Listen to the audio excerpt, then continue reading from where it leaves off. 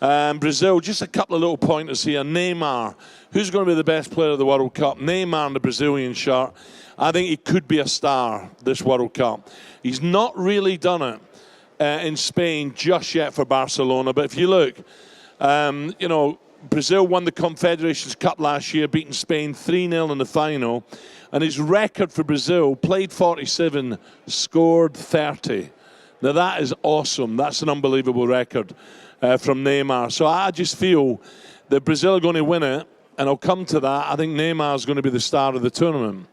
Argentina, well, let's look at the other group. Now, Group B, Spain. Don't forget, a European side's never won in South America, and you've got to look at that.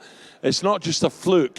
The conditions are so different. The pitches are not as good as what we get in Europe and as what we get in the Premiership. And you might say, what? I promise you, the pitches are not as good.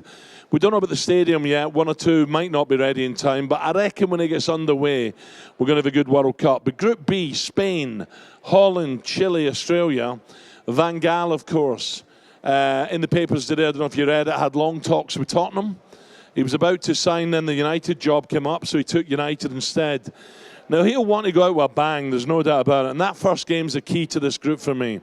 Spain, Holland. If Holland can beat Spain, Chile and Australia in there, could you possibly see Spain not qualifying out of that group? The bookies will only give you 4-1. If you say Spain are not going to come out of it, just 4-1. So like England, that game in Group B, that first game is vital. Colombia, Greece, Ivory Coast, Japan. Colombia and one other for that group for sure. Uruguay, Costa Rica, England, Italy. Just on England, what's he going to do? I think a lot of the papers are now saying Rooney should not start the game. I think it's a difficult one. I think Sturridge has been magnificent. I really do this year. And he's a player I see getting better and better. Everyone talks about Suarez for Liverpool, but Sturridge, his movement, his touch, he's very aware of where defenders are. And he's very, Michael Dawson told me today, you can't believe how quick he is. He doesn't look it, but if he gets in front of you, you will not catch him. He's very, very fast. I can see him leading the line. Rooney may be just off him. If Rooney's not firing first game, he will start against Italy for sure. If he doesn't fire Rooney, I think Roy Hodgson might leave Wayne Rooney out. I really do. But he's trying his hardest to get fit. He wants to shine. He feels he's not performed at a major tournament just yet. So it'll be interesting to see if Roy's got the bottle to leave someone like Rooney out and some of the senior players. Gerrard must start in front of the back too. It looks like Cahill, Jagielka. Again, Michael Dawson today said Terry should be playing alongside Cahill, the way he's played this year. So maybe Roy should have attempted to try and bring John Terry in, but that hasn't happened. So that's the danger I see is the centre-backs. Will it be a good pairing? But Gerrard will sit in front. But what about Sterling? Lots of people calling for Raheem Sterling to start the game. Again, Dawson said, playing against him's frightening. If he gets turned on you, facing you, he says, you know, he is blisteringly fast. So, and he said it'd scare the life out of any defenders. But don't forget, Sterling, Ross Barkley, if they play in the World Cup, the occasion can get to young lads, the heat can get to young lads, and it's another step up from Premiership football. So this is what Roy Hodgson's now got to decide in the next two games in Miami. And it's at the moment, it's pouring down. They're training indoors this morning, by all accounts. So it's going to be so different in Brazil, especially the first game. Argentina, Bosnia, Iran, Nigeria. I would expect Argentina and Nigeria to come through this group. You look at Messi. Messi, the Argentinian fans, they love him when he plays in Spain, but they feel he's not done it for Argentina. So, look, they topped the South American qualifying group very easy. Bosnia will know one or two of their players. The goalkeeper, Bergovic, will know, obviously, Dzeko up front from Man City, but first time at World Cup, it'll be hard for them to come out of that group. Iran now, it's got to be a straight shootout. Nigeria, Argentina. And the other group I'm going to look at, Germany, Portugal, USA, Ghana. The Germans, they did not lose a qualifying group. They won 9, drew 1. Can they win it? Of course they can win it. But who's going to get the goals to the Germans? Götze up front, Müller maybe. Portugal, Ronaldo, is he going to be 100% fit? He's fighting to get fit at the moment, Cristiano. And he has been just magnificent this season. I think he's the best player on the planet this year, better than Messi. He's been magnificent. So I expect Portugal to beat USA and Ghana. So Germany, Portugal will go through. The only other group, dark horse, is Belgium. A lot of people talking about Belgium, okay? They've got Algeria, Russia, South Korea. Russians will probably qualify. South Korea will be tough. But Belgium should come through that group. And Will Lukaku, he's been magnificent, got a hat-trick the other night in qualifying. So he could be one of the dark horses, especially for scoring, top scorer. If he gets a few early doors, he could end up the World Cup's best scorer. Can they win it? No. But in 2 years' time, the European Championships, I think Belgium will be one of the favourites. So I think, going back to England, guys, it's all about the first game.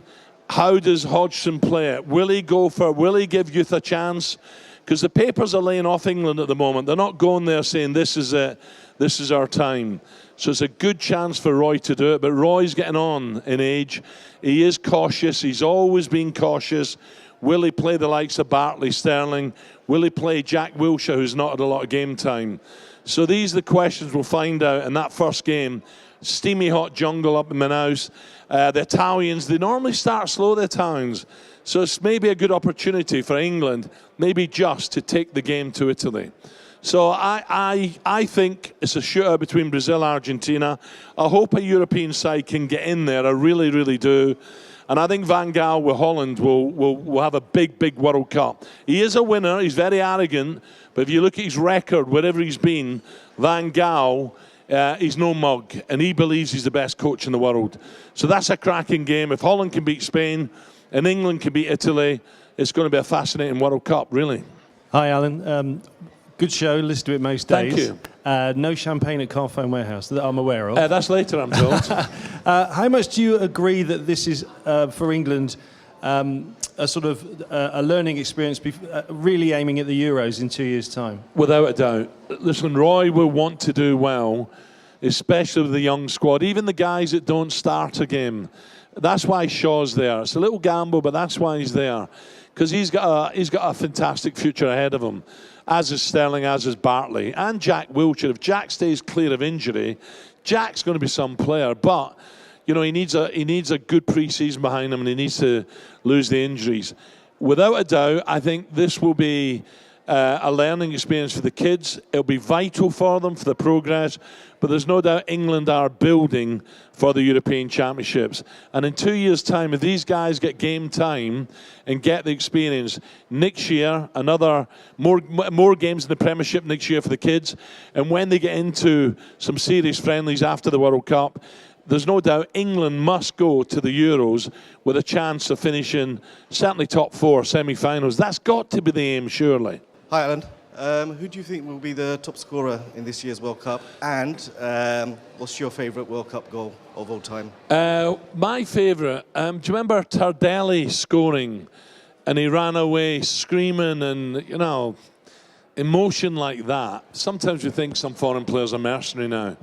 But his emotion he showed that day, guys, sensational. But my favourite goal has to be Archie Gemmill against Holland.